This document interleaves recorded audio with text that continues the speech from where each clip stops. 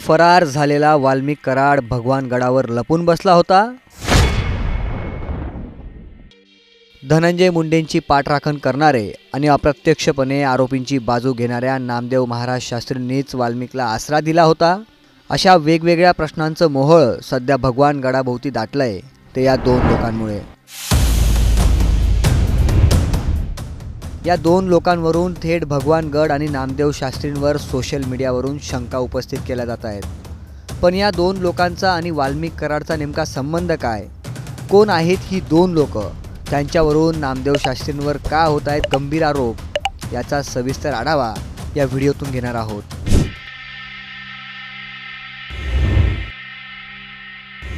सरपंच संतोष देशमुख हत्या प्रकरणावरून सध्या भगवान गड चांगला चर्चेत आला आहे। भगवान गडाचे महंत नामदेव शास्त्री यांनी वाल्मिक कराड आणि त्यांच्या समर्थकांना भगवान गडावरच आसरा दिल्याच्या चर्चांना उधाण आलंय। हा फोटो पहा। हा फोटो सोशल मीडियावर तुफान व्हायरल झाला आहे। या फोटोत नामदेव शास्त्रींच्या मागे उभ्या असलेल्या या दोन लोकांमुळे चर्चांना उधाण आलंय।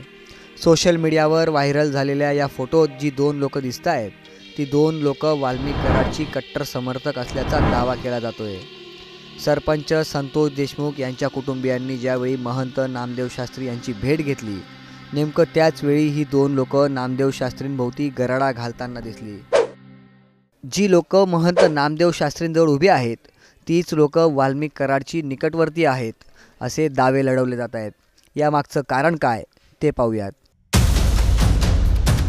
वाल्मिक कराडने ज्या दिवशी पुण्यातील CID ऑफिसला सरेंडर केलं त्याही वेळी ही दोन लोक वाल्मिक कराड सोबत असल्याचा दावा केला जातोय। ही लोक फरार वाल्मिक कराड सोबतच असल्याचाही दावा केला जातोय। CID कार्यालयाजवळ घिरट्या घालणाऱ्या याच कराड समर्थकांना माध्यमांनी प्रश्न विचारल्यावर यांनी त्यावेळी उडवाउडवीची उत्तरं दिल्याचंही समोर आलं होतं। काय झालं मला सांगता येणार नाही। मी त्यांच्या सोबत नव्हतो। मी माझ्या दुसऱ्या कामासाठी आलो। तुम्ही आता CID ऑफिसमध्ये होता? CID ऑफिसमध्ये पुण्यासाठी आला होता? आम्ही CID ऑफिसमध्ये नव्हतो आलो। आम्ही समोर उभा मी CID ऑफिसमधून बाहेर आला, पुण्यासाठी आला होता तिथं? मी CID ऑफिसमधून बाहेर नाही आलो। समोर वाल्मिक कराड आहेत वाटते का तुम्हाला? ते आरोपी नाही तर वाल्मिक अण्णा कराड यांच्यावर कोणाचा गुन्हा दाखल झालेला नाही। त्यांच्यावर खंडणीचा गुन्हा दाखल झालेला आहे। ते तपासात काय निष्पन्न व्हायचं ते होईल। पण या गुन्ह्याच्या आडून जे पंकजाताई असतील, धनंजय मुंडे साहेब असतील, यांच्यावर जे राजकारणाची पोळी भाजून घेण्याचे काम बीड जिल्ह्यातील नेते आणि इतर काही राज्यातले मोठे नेते करत आहेत त्या गोष्टीचा खऱ्या अर्थाने आम्ही निश्चित करत आहोत। आणि आम्ही आलो म्हणजे आम्ही काही गुन्हा दाखल केलेला नाही।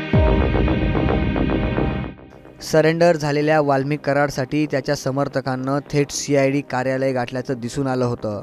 आता तेच लोक महंत नामदेव शास्त्री महाराजांना सुरक्षा देताना दिसून आलेत। यावरून वाल्मिक कराड आणि भगवान गडाचं नेमकं कनेक्शन आहे तरी काय? वाल्मिक कराडचे समर्थक नामदेव शास्त्रींचे शिष्य आहेत का? फरार झालेला वाल्मिक कराड खरोखरच भगवान गडावर लपून बसला होता की काय? असे तर्क लढवले जात आहेत। तुम्हाला याबाबत काय वाटतं? उत्तर कमेंट करून नक्की कळवा।